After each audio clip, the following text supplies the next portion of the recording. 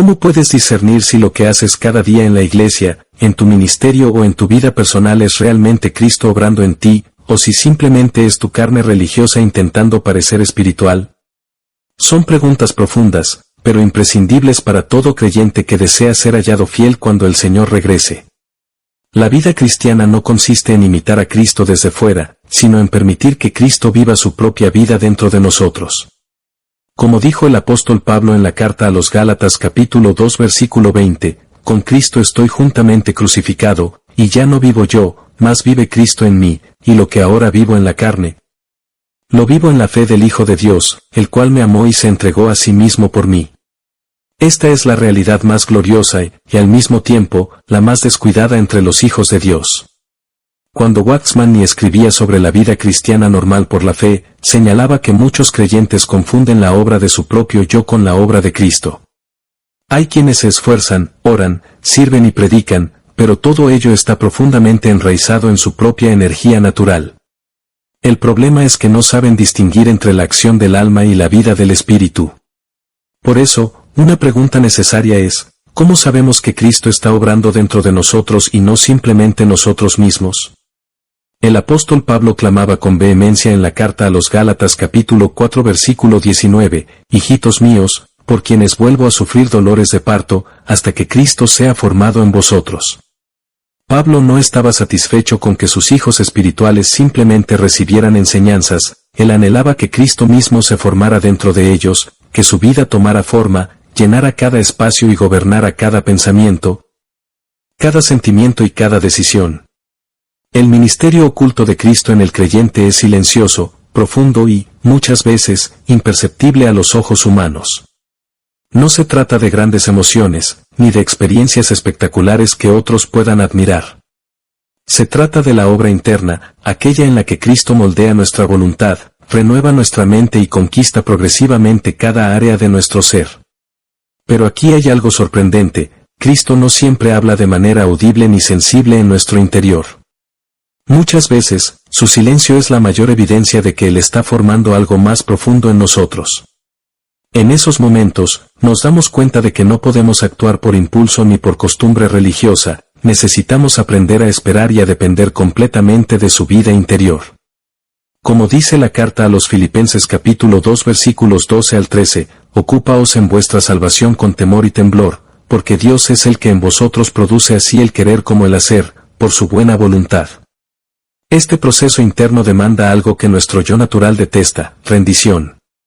Waxman explicaba que el mayor obstáculo para que Cristo viva en nosotros es nuestro yo activo, siempre dispuesto a hacer algo para Dios sin haber aprendido a dejar que Dios lo haga en nosotros. Aquí radica la diferencia entre una obra eterna y una obra que será quemada en el día del juicio. El apóstol Pablo advertía con seriedad en la primera carta a los Corintios capítulo 3 versículos 12 al 13, «Y si sobre este fundamento alguno edificare oro, plata, piedras preciosas, madera, heno, hojarasca, la obra de cada uno se hará manifiesta, porque el día la declarará, pues por el fuego será revelada, y la obra de cada uno cual sea, el fuego la probará». No basta con edificar, es crucial saber con qué material estamos edificando. Cuando Cristo calla dentro de nosotros, a menudo es porque Él quiere enseñarnos a reconocer la diferencia entre la actividad natural y la dependencia espiritual. A veces calla para quebrar nuestra autosuficiencia, otras veces, para purificar nuestras motivaciones y mostrarnos que aún lo bueno que hacemos puede estar contaminado de orgullo, búsqueda de reconocimiento o deseo de control. Es en esos silencios donde el Espíritu nos lleva a la cruz de manera práctica, enseñándonos a morir a nosotros mismos para que la vida de Cristo pueda resplandecer. Tal como dice segunda carta a los Corintios capítulo 4 versículo 10, llevando en el cuerpo siempre por todas partes la muerte de Jesús, para que también la vida de Jesús se manifieste en nuestros cuerpos. Discernir si nuestras acciones son verdaderamente la obra de Cristo en nosotros o solo el resultado de nuestro esfuerzo natural es uno de los aspectos más delicados de la vida espiritual.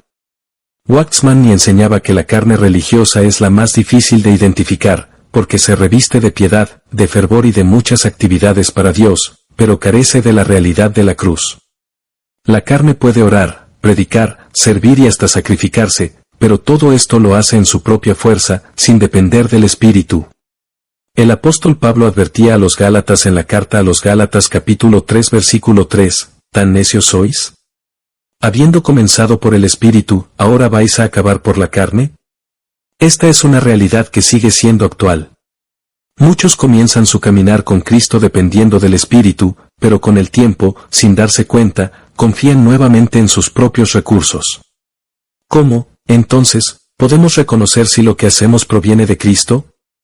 La primera señal es la absoluta dependencia interior. Cuando la vida de Cristo está obrando en nosotros, hay un sentido profundo de incapacidad propia y de dependencia total de Él. El obrero natural siempre se siente capaz, autosuficiente y dispuesto a actuar. Pero aquel en quien Cristo vive experimenta la realidad de lo que dice segunda carta a los Corintios capítulo 3 versículo 5, no que seamos competentes por nosotros mismos para pensar algo como de nosotros mismos, sino que nuestra competencia proviene de Dios. La obra de Cristo nos vacía de confianza propia y nos llena de una confianza silenciosa en su poder interior. Otra señal es la naturaleza del fruto. Cuando Cristo obra en nosotros, el fruto es espiritual, no humano. Puede que no sea espectacular a los ojos de los hombres, pero lleva la marca de lo eterno. Es fruto que permanece, como enseñó Jesús en el Evangelio según Juan capítulo 15 versículo 16. No me elegisteis vosotros a mí, sino que yo os elegí a vosotros, y os he puesto para que vayáis y llevéis fruto, y vuestro fruto permanezca, para que todo lo que pidiereis al Padre en mi nombre, Él os lo dé. Lo que es producido por nuestra carne puede impresionar temporalmente, pero se marchita porque no nació de la vida de Cristo. Una tercera señal es el carácter del obrero.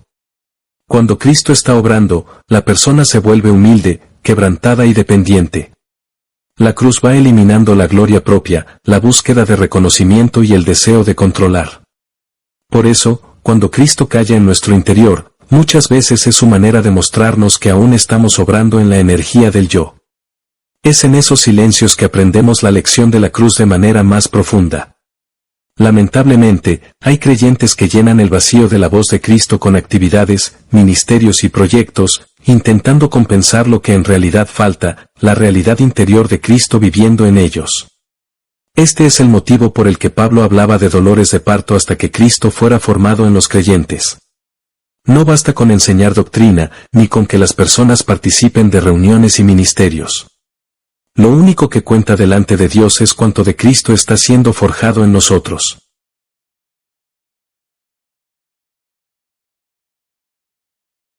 Como dice la carta a los Colosenses capítulo 1 versículos 27 al 28, a quienes Dios quiso dar a conocer las riquezas de la gloria de este misterio entre los gentiles, que es Cristo en vosotros, la esperanza de gloria, a quien anunciamos, amonestando a todo hombre, y enseñando a todo hombre en toda sabiduría, a fin de presentar perfecto en Cristo Jesús a todo hombre. El ministerio oculto de Cristo en el creyente no solo se trata de su obra de formación interior, sino también de su constante intercesión desde nuestro interior. El Espíritu de Cristo que habita en nosotros es quien ora conforme a la voluntad de Dios, aun cuando nosotros no sabemos cómo hacerlo. El apóstol Pablo revela en la carta a los Romanos capítulo 8 versículo 26, y de igual manera el Espíritu nos ayuda en nuestra debilidad, pues que hemos de pedir como conviene, no lo sabemos. Pero el Espíritu mismo intercede por nosotros con gemidos indecibles. Esta intercesión silenciosa es la que mantiene nuestra comunión con el Padre, aun en momentos de extrema debilidad o confusión. Cuando Waxman enseñaba sobre la vida cristiana normal por la fe, enfatizaba que el Espíritu no solo intercede por nosotros delante del Padre, sino que intercede en nosotros. Muchas veces creemos que nuestras oraciones comienzan con nuestra propia iniciativa, pero en realidad, todo verdadero impulso de oración nace de Cristo orando en nosotros. Esto nos libra de la carga de sentir que debemos producir oración por esfuerzo propio. La verdadera oración no es una obra del yo, sino la expresión de Cristo dentro de nosotros. Cuando Cristo vive en nosotros, incluso nuestros deseos se alinean progresivamente con los suyos. Por eso, Pablo podía decir en la carta a los Filipenses capítulo 1 versículo 21, porque para mí el vivir es Cristo, y el morir es ganancia. Además de interceder, Cristo se forma en nosotros a través de las circunstancias que el Padre permite. No siempre entendemos el propósito de cada prueba, pero cada situación es una herramienta de la gracia para moldearnos a su imagen. El escritor de la carta a los Hebreos capítulo 5 versículo 8 declara algo sorprendente acerca de Jesús mismo, y aunque era hijo, por lo que padeció aprendió la obediencia. Si el propio Hijo de Dios aprendió obediencia por medio del sufrimiento, ¿cuánto más nosotros, que somos llamados a ser conformados a su imagen? Cada silencio de Dios, cada demora, cada pérdida aparente son momentos en que Cristo, a través del Espíritu, está trabajando más profundamente en nuestro ser. Sin embargo, aquí debemos tener cuidado, cuando el Señor guarda silencio, fácilmente podemos caer en dos extremos. El primero es la desesperación, creyendo que Dios nos ha abandonado. El segundo es el activismo religioso, llenando el vacío de su voz con nuestras propias obras. Pero en realidad, los silencios de Cristo suelen ser los periodos más fértiles para su obra interior. Es en ellos que somos despojados de apoyos externos y obligados a confiar únicamente en la vida que Él ha puesto en nosotros.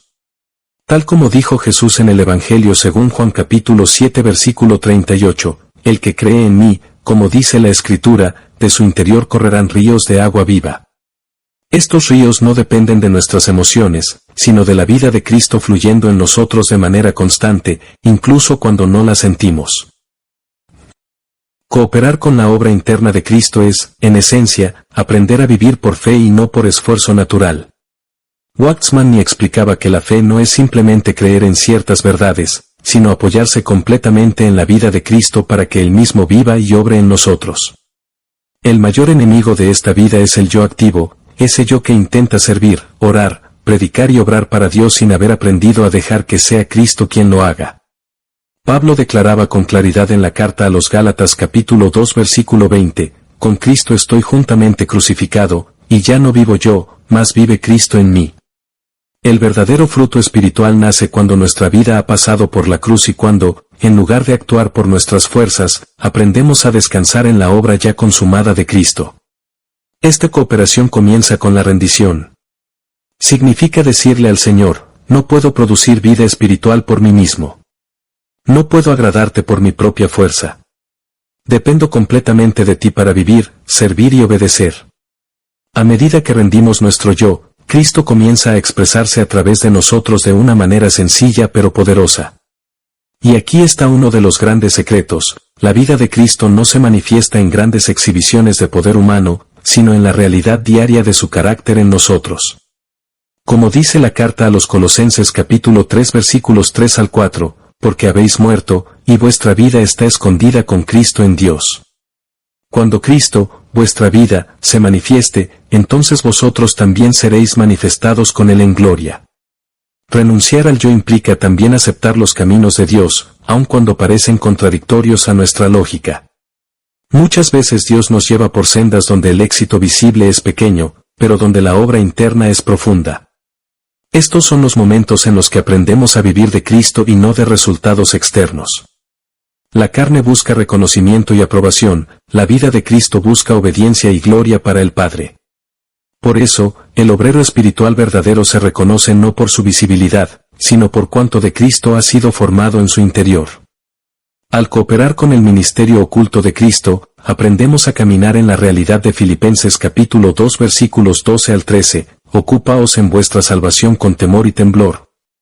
Porque Dios es el que en vosotros produce así el querer como el hacer, por su buena voluntad. Aquí vemos la combinación perfecta, nuestra parte es rendirnos, someternos y caminar en fe, la parte de Dios es obrar desde dentro, produciendo en nosotros tanto el deseo como la capacidad de hacer su voluntad. Los periodos de ocultamiento son una parte esencial del ministerio oculto de Cristo en el creyente. Waxman enseñaba que Dios no confía su obra eterna a vasos inmaduros, porque un obrero sin la formación interior de Cristo puede dañar más de lo que edifica. Por eso, antes de usarnos, el Señor nos esconde, nos reduce y nos lleva a experiencias donde nuestro yo natural es tratado de manera profunda. Estos tiempos son parecidos a los años en que Moisés permaneció en el desierto de Madián o a los años en que David fue perseguido por Saúl antes de sentarse en el trono. Ambos fueron llamados, pero antes de manifestar su ministerio público, debían aprender la lección del quebrantamiento y la dependencia. El Evangelio según Marcos capítulo 6 versículo 31 registra que Jesús mismo decía a sus discípulos: «Venid vosotros aparte a un lugar desierto, y descansad un poco». Aunque su ministerio público era intenso, había momentos en que el Señor los apartaba para que estuvieran a solas con Él. De igual manera, en la vida cristiana hay temporadas donde Cristo nos saca de la actividad visible, no como un castigo, sino como una preparación. Es en estos momentos que el Señor trabaja en nuestras motivaciones, trata con nuestro orgullo, nos enseña a oír su voz y a obedecerle sin depender de aplausos ni reconocimiento humano. Este ocultamiento puede ser doloroso, porque desnuda cuanto nos hemos apoyado en resultados y en la aprobación de otros. Sin embargo, es en esos silencios donde aprendemos que nuestra verdadera identidad no está en lo que hacemos, sino en quien vive en nosotros. Pablo podía decir con toda autoridad en la carta a los Filipenses capítulo 3 versículo 8, «Y ciertamente, aún estimo todas las cosas como pérdida por la excelencia del conocimiento de Cristo Jesús, mi Señor. Por amor del cual lo he perdido todo, y lo tengo por basura, para ganar a Cristo». Solo quien ha pasado por el despojamiento interior puede llegar a conocer la riqueza de Cristo como su única ganancia. El fruto de estos periodos ocultos se revela cuando, en su debido tiempo, Cristo se manifiesta a través de nosotros de manera genuina y sin mezcla de carne. Entonces, nuestras palabras llevan peso espiritual, nuestras obras producen fruto eterno y nuestra vida refleja el carácter de Cristo. Pero todo esto es posible únicamente porque, en secreto, el Señor estuvo obrando en nosotros cuando nadie lo veía. Como dice el Evangelio según Mateo capítulo 6 versículo 6, «Mas tú, cuando ores, entra en tu aposento, y cerrada la puerta, ora a tu Padre que está en secreto. Y tu Padre que ve en lo secreto te recompensará en público». El ministerio oculto de Cristo en el creyente es, en última instancia, la obra silenciosa pero poderosa que nos lleva a experimentar la realidad de ya no vivo yo, mas vive Cristo en mí. Todo lo que hemos considerado apunta a una verdad central: el Padre busca hijos conformados a la imagen de su Hijo, no simplemente obreros activos ni creyentes llenos de conocimiento bíblico. Como declara la carta a los Romanos capítulo 8 versículo 29, «Porque a los que antes conoció, también los predestinó para que fuesen hechos conformes a la imagen de su Hijo, para que Él sea el primogénito entre muchos hermanos». Este es el propósito eterno de Dios, y para alcanzarlo, Cristo obra en nosotros de manera paciente, profunda y muchas veces imperceptible. Hoy es un momento oportuno para examinarnos delante de Dios. ¿Lo que hacemos para el Señor fluye de nuestra unión con Cristo, o simplemente es la energía de nuestro yo religioso? ¿Estamos permitiendo que Él forme su carácter en nosotros, aun en los tiempos de silencio, de pérdida o de ocultamiento? No se trata de cuánto hacemos para Él, sino de cuánto espacio tiene Él para vivir y obrar en nosotros. La verdadera autoridad espiritual no proviene de dones ni de esfuerzo humano, sino de una vida en la que Cristo se ha forjado en lo secreto. Por eso, la respuesta adecuada es rendición. Es abrir nuestro corazón y decir: «Señor Jesús, reconozco que por mí mismo nada puedo hacer. Quiero que tú seas mi vida, mi fuerza y mi todo. Enséñame a vivir dependiendo de ti, a dejar de lado mi autosuficiencia y a confiar en tu vida en mí. Que cada día me lleves a la cruz, para que tu carácter sea formado en lo profundo de mi ser». Oremos juntos. Padre amado, gracias por habernos dado a tu Hijo para que viva en nosotros. Te pedimos que nos libres de la actividad vacía y de la carne religiosa. Enséñanos a depender del Espíritu de Cristo en cada paso de nuestra vida. Forma en nosotros el carácter de tu Hijo, y haznos vasos útiles para tu gloria eterna. No permitas que vivamos de recuerdos espirituales, sino que experimentemos la realidad de Cristo obrando en nuestro interior cada día. En el nombre de Jesús, amén.